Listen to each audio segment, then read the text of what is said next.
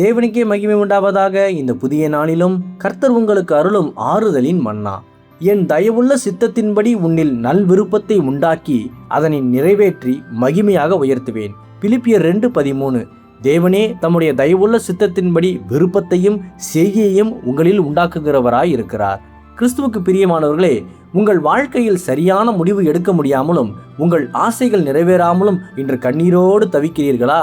கவலைப்படாதீர்கள். கர்த்தர் தம்முடைய தயவுள்ள சித்தத்தின்படி உங்களுக்கான நல்விருப்பத்தையும் அதனை நிறைவேற்றும் வல்லமையையும் உங்கள் உள்ளத்தில் அற்புதமாக சிருஷ்டித்து அதனை நிறைவேற்றவும் சித்தம் கொண்டிருக்கிறார். தமது சித்தத்தை செய்ய தயங்கிய மோசேயை கர்த்தர் பலப்படுத்தி பெரிய அற்புதங்களை செய்ய வல்லமையாக பயன்படுத்தினார் என்று யாத்திராகமம் 3ஆம் அதிகாரத்தில் வாசிக்கிறோம் அல்லவா?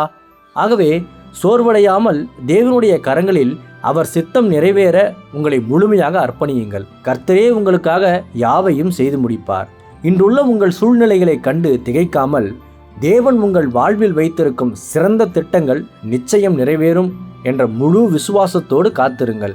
இன்று முதல் தேவன் தமது தயவுள்ள சித்தத்தின்படி உங்கள் கையின் பிரயாசங்களை ஆசீர்வதித்து உங்கள் தடைகளையெல்லாம் மாற்றி மேன்மையான நன்மைகளால் முடிசூட்டுவார்.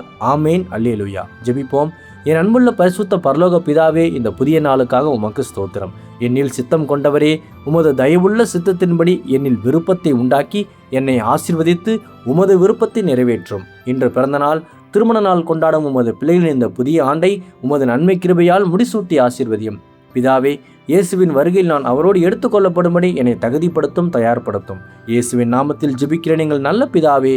ஆமேன். மாரநாதா.